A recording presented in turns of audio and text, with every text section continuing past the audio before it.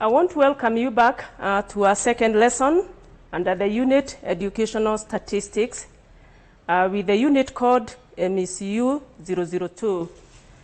My name is Dr. Ruth Thinguri, and I'll be the facilitator of this unit.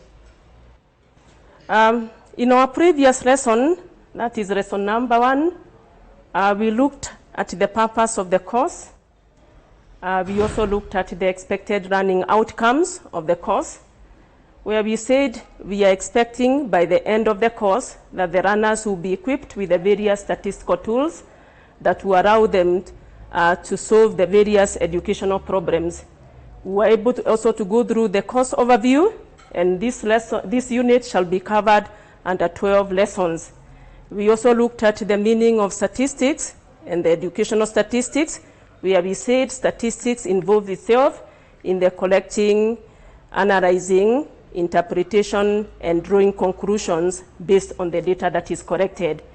We were also able to look through the research process, where there are 5 stages where statistical analysis will be useful, and we also looked at the various statistical terminologies that will be critical for enhancing the understanding. In this course, we are going to look at the data. We are also going to look at the variables, and we are going to look at the measurements of scales. These key terminologies and components are critical when it comes to the selection of the statistical tests that are going to be used. So under the course, we shall be looking at the types of this data. We shall be looking at the properties of measurements of scale, and we shall also be looking at the various measurements of scale and their characteristics. And finally, we shall end up looking at the various types of variables using practical examples. So I want to begin the lesson by looking at the definitions, where we said data is any information that is obtained from research. It could be from survey, it could be from experiment, it could be from investigation, it could also be from the education processes.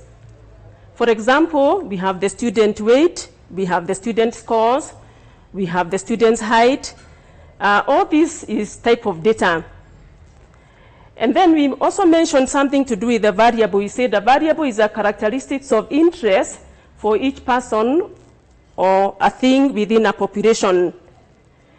And we can give examples like the student's performance, the student learning outcomes. But I want you to note that the variable is too broad.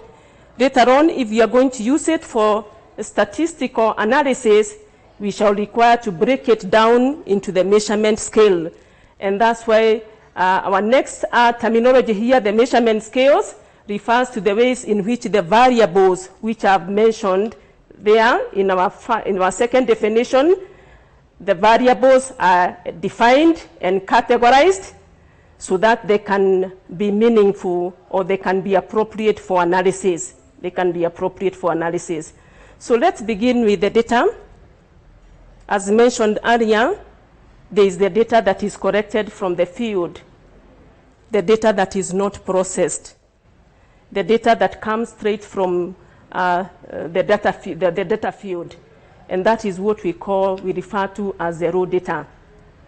Then after that data has gone through some analysis, we mentioned that that data is referred to as statistical data because it has been analyzed and it shall be interpreted to provide specific meaning and to be able to draw the conclusion. I provided a diagram here because I want us to break a little bit further the types of data. These ones will become very, very meaningful when it comes to the selection of the statistical test. So the first classification that we have of the types of data is the qualitative vis-a-vis the quantitative data. We are going to say that the qualitative data is non-numerical or attribute data. The data that provides labels, it provides name, but does not gear itself toward the quantitative aspect or numerical. Then we have the quantitative data, which is numerical, which is estimated, it can be quantified, and it can also be measured. So under the qualitative study, the data, we are also going to find another classification that we call the categorical data. We are also going to call it the finite number, non-logical, because it is not in numerical form. But under the quantitative data, we are going to have two categories of data. That is the discrete data and the continuous data. The discrete data is countable and it can be ranked, but it has no numerical or mathematical meaning. But the continuous data is infinite or finite, and it can be divided and it can be measured numerically. So looking at the quantitative data, there are several aspects that are critical for us. One of them is the counting. It can be counted, it can be measured, and it can be expressed using the numbers. And there are various ways of generating this quantitative data, that is through various tests. All the tests that are providing within a school environment, the standardized test, the continuous assessment test, all of them are able to generate the quantitative data. The experiments, the surveys, the market reports, and also the metrics, the psychological metrics, all of them can provide the quantitative data. Then there is the qualitative data that holds the characteristics of labels, symbols, or names, or number code. And we can see they are generated from the tests, the documents, the audio, the video recording, the images and symbols. And this data, we have said, is non-numerical in nature. I'm going to provide a little bit comparison here of the quantitative and the qualitative data in a very, very brief manner. I've already mentioned the meaning, the basis of comparison using the meaning, the non-numerical and the numerical. According to the research methodology, the quantitative data is conclusive because we said this is where the conclusions are drawn from, while the qualitative data is exploratory. When it comes to the approach, the quantitative data is objective in nature. But when it comes to the qualitative data, it is very, very subjective. And then when it comes to the analysis, we are going to be using the statistical analysis that we have mentioned today, both the descriptive and the quantitative, the inferential. But when it comes to the qualitative data, non-statistical measures are used, descriptives and verbatims. So the quantitative data is collected in structured environments, and like I mentioned earlier, the school system is a structured environment which follows an academic cycle where the data that feeds from January feeds into February and into March and to the end of the year. The qualitative data, on the other hand, is collected at an unstructured environment. Then the questions that are asked when it comes to the quantitative data are how much, how many, because that is numbers. But when it comes to the qualitative data, it's the why. We want to know the why behind these numbers. And when it comes to the outcome, the quantitative data is used to make recommendations and to draw conclusions, where the quantitative data is used in developing deeper understanding of the phenomena under study. So the next classification that we looked at is the discrete vis-a-vis the continuous data. And we said the discrete data is quantitative in nature, and it relies on counts. It is finite in value. It involves whole numbers or integers, but they cannot be broken down or divided in fractions or in decimals. For example, if we talk about the number of cars in a parking lot, if we say we have 10 numbers of cars in a parking lot, that is numerical in nature, but we cannot divide them in fraction or in decimals. When it comes to the continuous data, on the other hand, it can be measured. The other one, the discrete, is counted, but the continuous data is measured. And it produces infinity numbers, and these numbers can be broken down into decimals and fractions. For example, the age of a student, the height of a teacher, the weight of a parent, or the time taken to complete a task, it is possible to be able to divide them in fractions. We are going to look at the comparison of these two types of data, the discrete vis-a-vis the continuous. By nature, like I have mentioned, the discrete data is countable, while the continuous data is measurable. When it comes to the graphical presentation, the discrete data can be provided using the bar graphs, and while the continuous data uses the histogram. When it comes to the tabulation, the discrete data produces the ungrouped frequency, which we are going to later on deal with. And also the continuous data produces the grouped frequency. And when it comes to the functions, the discrete data shows isolated points, while the continuous data shows connected points. So the other category that we looked at under the non-numerical is the categorical data. It has the following features. It is finite in numbers or category. It produces distinct groups, and it's mostly non-logical. We have a few examples provided here. The gender of a person, we have the male or female. That is categorical data because it has no numerical. We have the skin color of a person. It can be brown, it can be chocolate, it can be black. That is also categorical data. We also have the payment modes that are used, the cash, the check, the online or M-Pesa, all that is categorical data. But we also have categorical data that can be ranked like first, second, third, positions, but this numbering has no mathematical reasoning. This numbering has no mathematical reasons. So that one brings us to the understanding of the various types of data that are going to become very crucial when it comes to the selection of the statistical techniques. Our next component, we are going to be looking at the measurements of scale.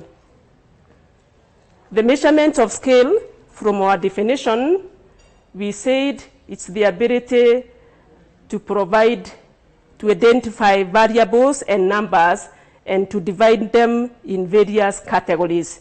So the process of measurement allows us to systematically assign numbers to the object so that they can give us either quantitative or qualitative data. So we are going to look at, first of all, the properties of measurements of scale. There are 4 properties. The first one is the identity property. Each value of the measurement scale has a unique meaning. 1 has a unique meaning, 2 has a unique meaning, 3 has a unique meaning. Then we have the magnitude property, which says that the measurement scales have ordered relationships to one another. One of them is larger and the other one is smaller. Like 25 is larger than 20. 25 is larger than 24. So they have some magnitude. They are ordered relationship. And then the next property of measurement of scale is the equal intervals. The scales run along equal scales with equal numbers and with equal intervals. So there is a difference between 1 and 2, which is 1. There is a difference between 19 and 20, which is 1. And that's why we are referring to that as equal property. And finally, there is a minimum value of 0. The scale has a true 0 value point, which means no values exist. So when we talk of a thermometer, it begins with a 0. When we talk about the weighing scale, it begins with a 0.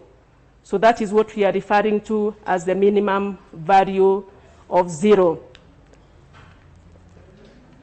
So let's look at the diagram provided here, which links the types of data that we looked at earlier.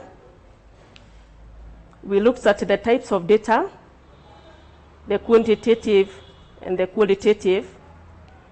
We were able to categorize them into discrete and the continuous under the quantitative.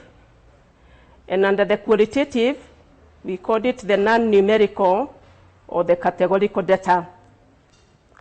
When it comes to the measurements of scale, I'm linking the types of data and the measurements of scale. When it comes to the quantitative data, that is the discrete data and the continuous data, they fall under what we call the interval and the ratio scales.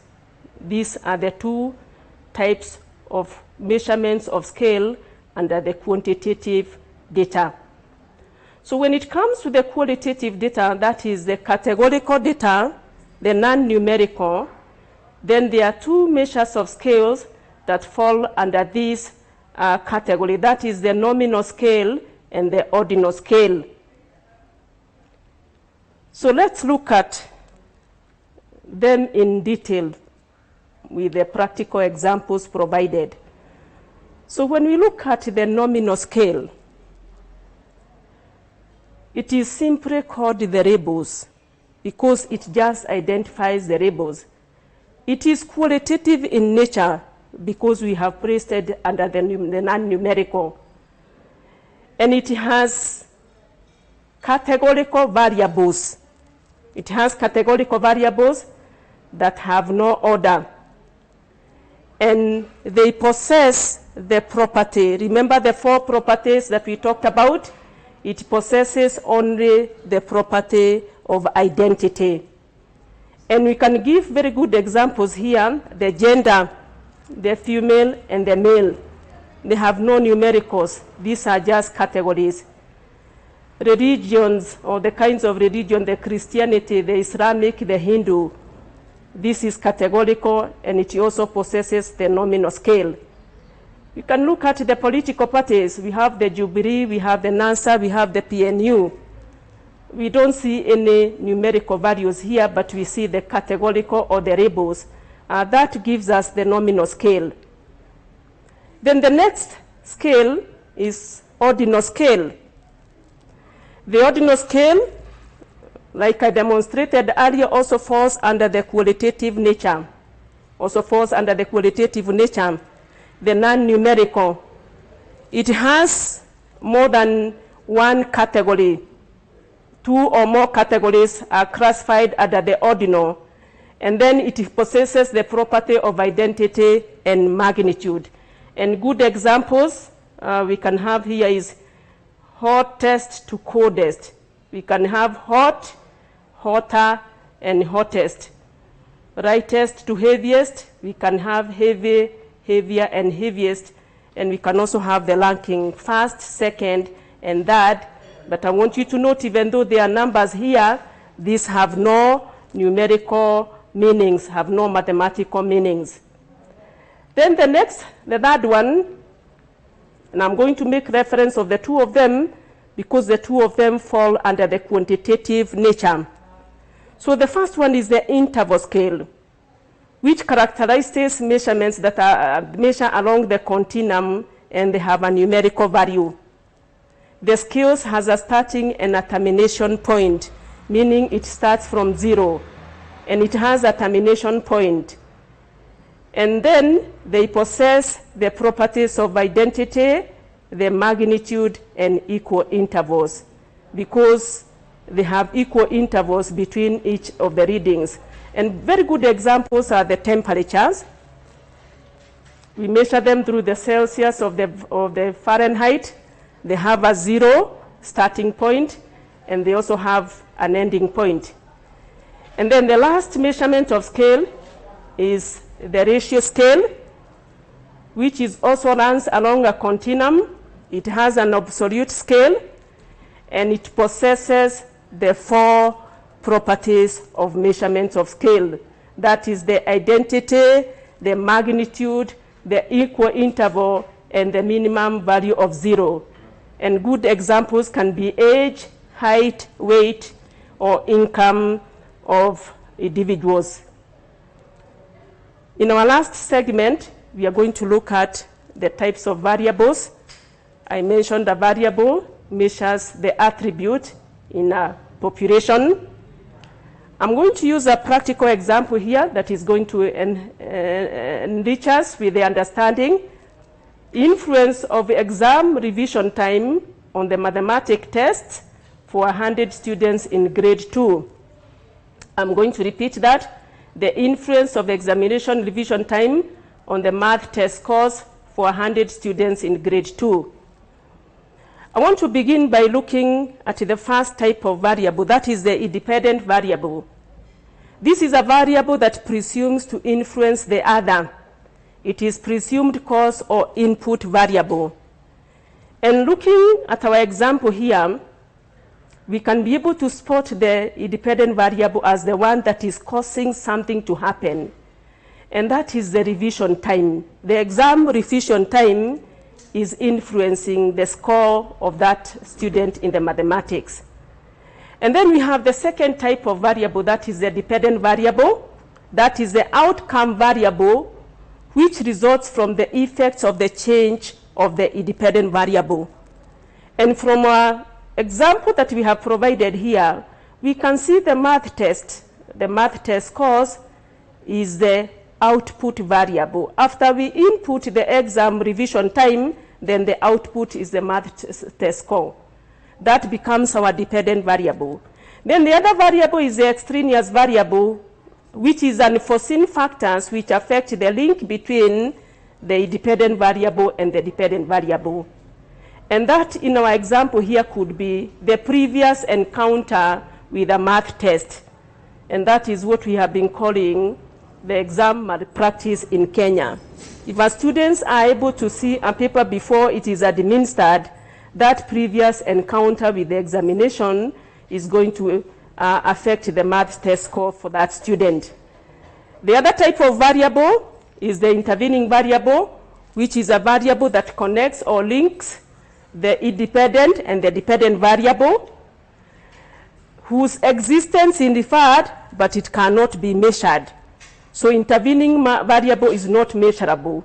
And using our example, the test-taking procedure is an intervening variable, since it is important to complete the test-taking, but it cannot be measured.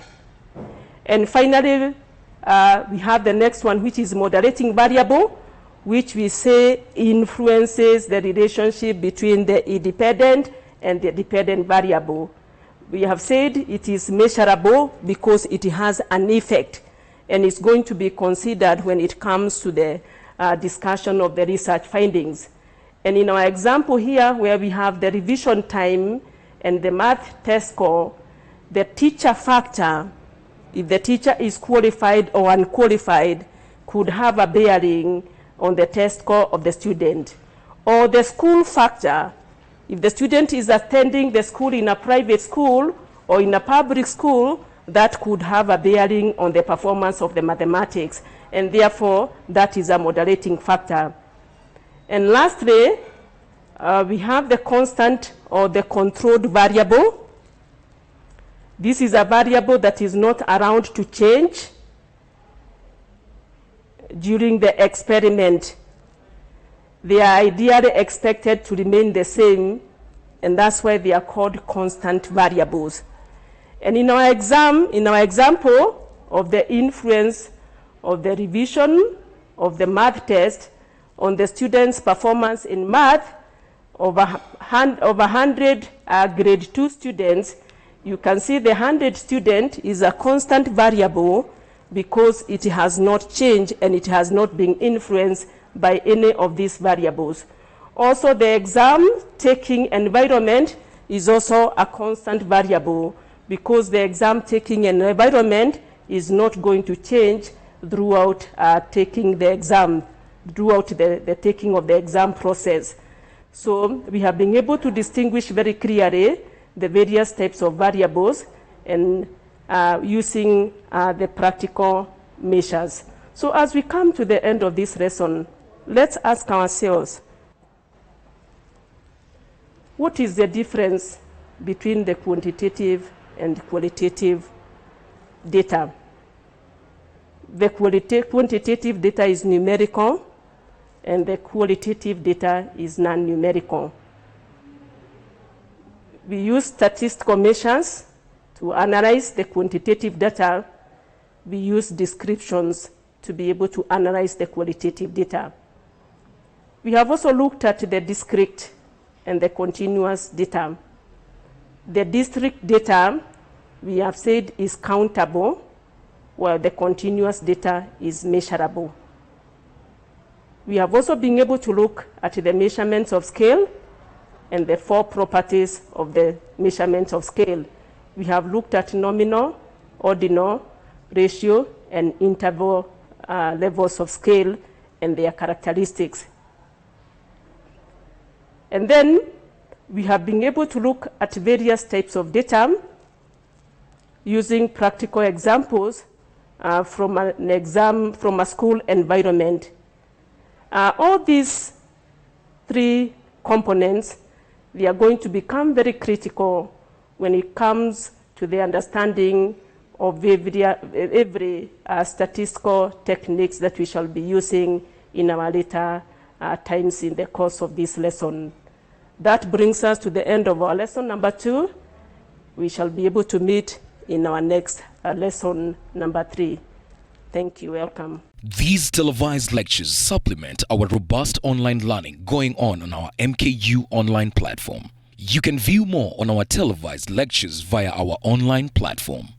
We are in a digital era, and Mount Kenya University knows this. The following are the steps to follow so as to complete your online application.